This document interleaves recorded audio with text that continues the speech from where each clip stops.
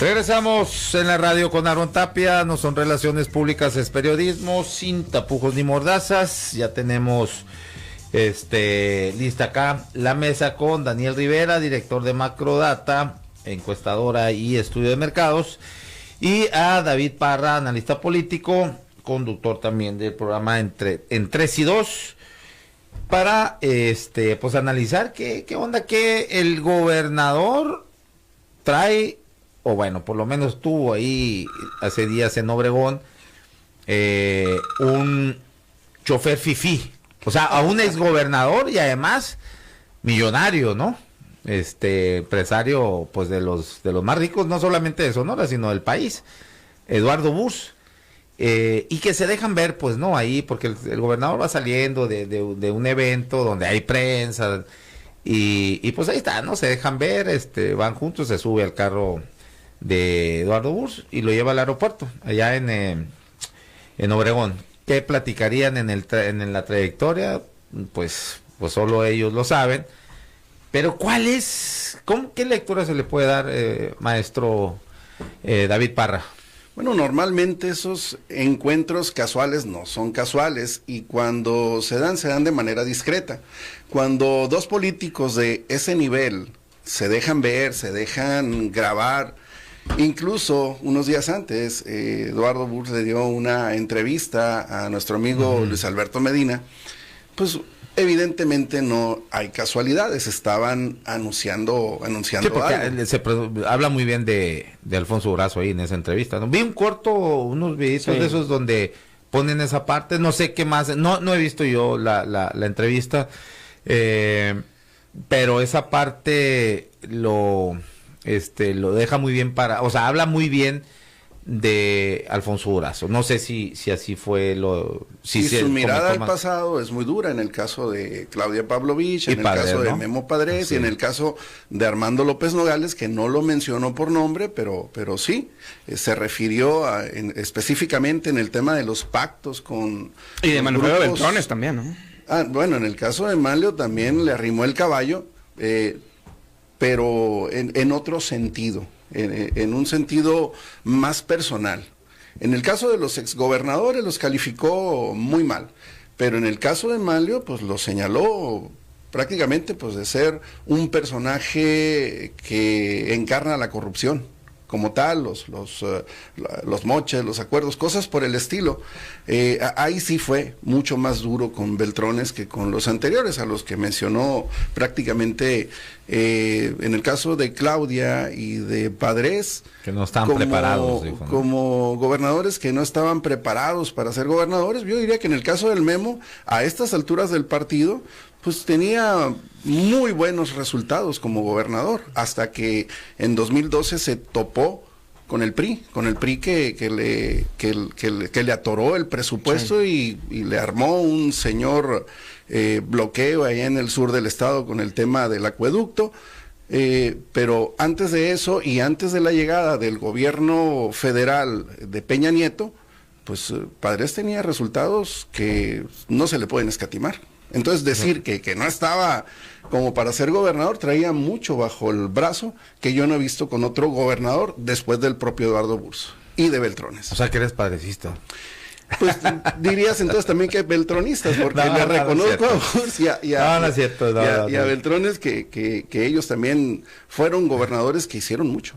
Sí, yo veo ahí dos temas, ¿no? El gobernador decía el día de hoy en su rueda de prensa, porque le preguntaron acerca de este encuentro que tuvo con Eduardo Burs, y mencionaba acerca de la necesidad de ir consiguiendo tierra en el sur de Sonora para los proyectos, digamos, de infraestructura que están buscando hacer, ¿no? Hablaba acerca de un proyecto de agua, proyectos energéticos, etcétera. Entonces hablaba que dentro de su labor como gobernador está pues el acercarse y el comunicarse con diversos entes, personajes, instituciones, etcétera, de la vida pública estatal, y definitivamente pues el exgobernador Burs es un personaje de la vida pública en nuestro estado, ¿no? Creo que la alianza o el entendimiento entre Burs y Durazo, pues viene desde mucho más atrás, ¿no? Creo que Burs y Durazo lo que no querían era que ganara el PRI nuevamente, o el PRI de Claudia, el PRI de Beltrones, que volviera a ganar aquí en Sonora.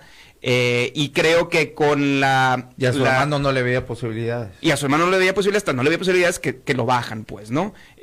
Yo creo que hay un acuerdo en el sentido de los enemigos... ¿cómo es? Los enemigos de mis enemigos son mis amigos, ¿no? O algo por el estilo.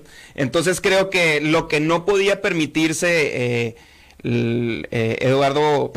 Alfonso Durazo era pues obviamente que ganara el PRI, y Eduardo Burs tampoco no le convenía otro sexenio con poder por parte de Beltrones en el estado de Sonora. Entonces creo que ahí hay una alianza de facto. A lo mejor no hubo pues un entendimiento como tal de tú vas a hacer esto, yo voy a hacer lo otro, pero creo que a los dos les convenía o iban por el mismo objetivo.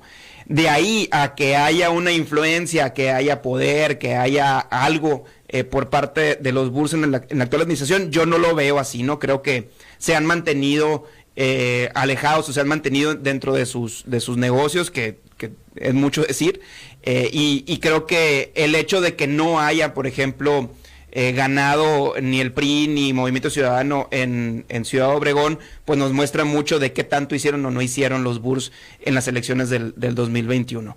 Hay que ver, como dice David, qué sucede en este 2024, porque pues creo que pone mucho la tónica de lo que siga respecto a los grupos de poder en el Estado. Creo definitivamente que la familia Burs, por un tema económico, por un tema histórico, por un tema político, siguen teniendo muchísima influencia y muchísimo poder en el sur del estado, y hay que ver para dónde se van a alinear o cómo se van a acomodar rumbo a la elección presidencial dentro de 2 años. Y de ahí creo que parte lo que siga para el estado de Sonora en cuanto a su influencia o en cuanto a su radio de poder, ¿no? Si lo van a ampliar o si se va a mantener focalizado en Obregón. Ahora, bueno, el asunto ¿con quién se va a alinear los Burs en lo político? Creo que no es monolítico, ¿no? La familia Burs, pues ya vimos el senador que desde el 2018, Arturo Burs, se va para este lado. Rodrigo Burs jugando la Independiente, a pesar de que estaba Abel Murrieta, pues muy allegado siempre y en alianza política además de la amistad personal con Ricardo Burs. Entonces sí vemos que hay, es más, hubo una entrevista por ahí. No la vi, tampoco, no pude encontrarla, nomás un fragmento con alguien de allá del sur del estado, no recuerdo quién era, de Navojoa, ajá, y que cuando dice durante la campaña, durante la campaña, y ahí también le echa flores a Alfonso Durazo, y dice que sí, que él que se lo advirtió al Borrego, que iba a jugar contra él en la candidatura en aquella ocasión, que era 2009, ¿no? Sí. Bueno, era 2008, pues, pero para jugar el 2009. Entonces, digo, no sé cómo, cuál es el tipo de alianza que se esté formando ahí, si hay algún proyecto que estén buscando. Yo creo que no es una alianza formal, o sea, creo que por como son los personajes y por el momento político que está viviendo el Estado y el país, creo que no hay una alianza formal. Y como lo dices tú, o sea, unos jalan para un lado, otros jalan para el otro. Son multimillonarios todos, ¿no? Sí. Entonces, creo que eso les permite jugar a como les vaya conviniendo, y que tampoco ya no existe el patriarca, ¿no? El papá de ellos que los alineaba y los alineó en su momento, por ejemplo, sí, para la gobernatura de Eduardo Burs. Creo que el hecho de que esté disperso, pues le resta poder político, pero no resta poder económico. Siguen siendo unos titanes, pues, en el tema económico a nivel mundial, no solamente nacional. Los Burs entienden de huevos, estarán ustedes de acuerdo, ¿no? Y los ponen en varias canastas. Entonces, los Burs han jugado así todo el tiempo. inventan hasta pleitos familiares y se colocan en diferentes alternativas políticas, pero hay un antecedente inmediato que muy bien se puede interpretar como una definición, no sé si forzada o inevitable en el caso de Eduardo Burs, que es cuando se designa a Rogelio Díaz Brown al frente del PRI, impuesto por Beltrones, cuando pues hacen la faramalla de la elección, que dejan afuera a Zaira Fernández y a Pascual con las triquiñuelas que vimos, que Onésimo Aguilera no opone ninguna resistencia para entregar la presidencia después del fallo del tribunal, y quedan las cosas alineadas a contentillo de Manlio.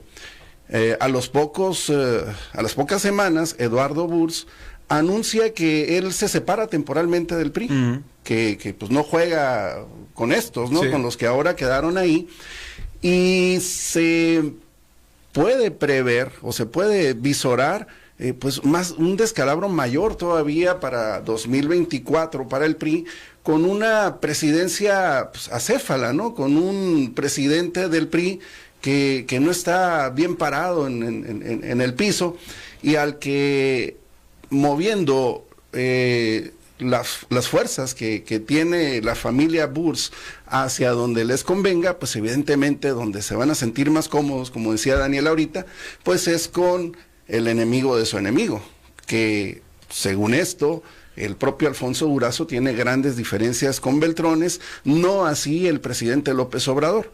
Beltrones ha podido navegar perfectamente sin mayores contratiempos este sexenio, gracias a sus buenos oficios y relaciones a nivel federal, que han valido también que el gobierno de Sonora se haya enrumbado hacia donde quedó a final de cuentas en la definición política del pasado proceso electoral. Veo a Eduardo Burs fortaleciendo la opción de Morena para 2024 en la coyuntura presidencial, por lo menos en esa sí. Sí, bueno, eso navegar de Beltrones pues ha sido más bien dejarlo tranquilo, ¿no? Porque también cuando vino un aviso cuando se acercaban las elecciones en el 2021, no sé si Beltrones estaría accionando algo o qué, pero aquello de Andorra, recordarás, totalmente. ¿no? Ni te vas a meter, entonces más bien lo han dejado tranquilo. Lo de Chihuahua también fue otro tema que ocurrió anteriormente, pero fueron chispazos de 2 días. Por eso, y ahí se es lo que apagaron. te digo, o sea, es nomás tenerlo ahí tranquilo. Fueron señales, ¿no? De la vagancia política que tiene pero navegar, yo creo que, pues no, pues mejor ha entendido los mensajes y está tranquilo, eso sí, eso es, pues, lo que se ve, pues no se pregunta, ¿no? Ahí está muy tranquilo, eso sí, pero bueno, Dani, pero sigue jugando aquí en Sonora, ¿no? Con el tema por lo menos del PRI, es evidente que se sigue operando en ese sentido. También es un PRI en Sonora que ya queda el cascajo, pues, ¿no? O sea, la verdad queda muy poco. Hay que ver qué va a pasar, le repito, rumbo al 2024, creo que eso va a definir mucho de lo que sucede en Sonora, porque pues vemos a un Alito Moreno también debilitado, pero que el gobierno de López Obrador también le tiende la mano de repente. O sea, creo que ahí hay cuestiones interesantes. Hay que ver quién se va a quedar con el PRI después de las próximas elecciones.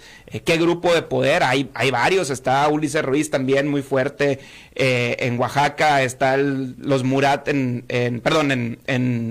Sí, los Murat también en Oaxaca muy fuertes. Sí. Hay que ver qué va a pasar en toda la zona norte, ¿no? En Monterrey, etcétera, con el priismo. Y creo yo que lo que estamos viendo aquí en Sonora, pues es también consecuencia de un triunfo apabullante por parte de la 4T el año pasado. O sea, creo que no queda mucho más por hacer ahorita, y lo vemos con los diputados que eran priistas y que se van ya sea a Morena o a Movimiento Ciudadano, dejando al PRI sin bancada prácticamente. Creo que eso nos muestra mucho la situación en el estado con respecto al priismo. Creo que por lo mismo veo a un Eduardo Burs que se distancia del priismo para que no se lo lleve entre las patas esto que vimos, y que le tiende la mano sin duda al gobernador actual en un acercamiento y en una amistad que no es de ahorita, ¿no? Que es desde hace muchos años. David, para cerrar. Sí, claro, pues lo que vemos a simple vista es que es un tema de conveniencias mutuas. ¿En qué le conviene al gobernador Durazo tener a uno de los representantes de las fuerzas políticas del sur abiertamente y a su lado, aunque sea de otro partido en donde está en esa rara suspensión que dijo? Impas. Sí, en suspensión inanimada. Pues le conviene en el sentido político para poder aterrizar proyectos como los que dijo hoy, pero también los otros. Un tema que yo creo en el que deben hacer una sinergia que debe notarse en los próximos meses es el tema de la seguridad, que durante la entrevista que tuvo con Luis Alberto Medina, pues no vimos a Eduardo Burrs tocar el tema de la violencia local de Cajeme, no lo mencionó para nada. Sí. Se habló del tema de la violencia, pero muy de pasadita, la abanicaron tanto el entrevistado como el entrevistador, porque vaya que hay tela de donde cortar. El tema con Abel Murrieta también se la abanicaron voluntariamente ambos, yo creo, pero tocaron temas como el tema de Arizpe, pero no fueron a fondo, nunca mencionaron, por ejemplo, lo que ocurría aquí en las comandancias de policía cuando los policías querían renunciar porque los estaban matando. No, dejaron, yo creo, muchos pero sí resolvieron, ¿no? Ese tema, a final de cuentas, digo, se les vino, era un típico enfrentamiento entre dos bandos, criminales, pues, ¿no? Y empezaron a matar policías. Yo supongo, porque pues había un acuerdo con, a lo mejor con uno de los grupos criminales, ¿no? Lo más escandaloso es pero lo resolvieron a final de cuentas. Cuando mataron enfrente del irlandés a un policía que le dejaron clavado un puñal con una nota aquí en el pecho, que era donde estudiaban los hijos del exgobernador. Y algo que no quisiera dejar pasar es la reacción de Pati Duarte. Pati Duarte renunció. Sí, estuvo. En Cedesón estaba. Sí, en Cedesón. Que Pati Duarte es una de las madres de los niños de la guardería ABC, ¿no? Y dijo que no podía soportar ver con ese personaje. Sí, por siempre también Eduardo Burrs va a cargar con esa losa, ¿no? Y con ese pesar y con ese sector de la sociedad sonorense que lo va a despreciar por siempre, ¿no? Creo que eso no se lo va a poder quitar. Un primer costo que pudieras tú advertir, vete a saber qué más se le va a cobrar. ¿Hablaron sobre eso? ¿Vieron ¿Tú también la viste? Yo no vi el tema de ABC. No, porque lo de Pati fue posterior a la entrevista. Pero no, ¿se mencionó el tema de ABC en la entrevista o...? Yo no lo vi, no sé si se mencionó. Sí se mencionó, pero igual, muy de pasadita. Burrs dijo, pues fue una desgracia, por ahí me encontré un día en una tienda a uno de los padres que me reclamó, pero que ni siquiera era uno de los niños fallecidos, dice, sino uno de los niños afectados. Que quedó con secuelas. Sí. Bueno, pues muchas gracias, Daniel Rivera, David Parra. Muchas gracias. Gracias a todos ustedes por la sintonía. Mañana viernes nos escuchamos acá una vez más a las 12 del día por Zoom 95.5 de FM, la radio alternativa del desierto. Esto fue En la Radio con Aarón Tapia. No son relaciones públicas, es periodismo sin tapujos ni mordazas. Gracias.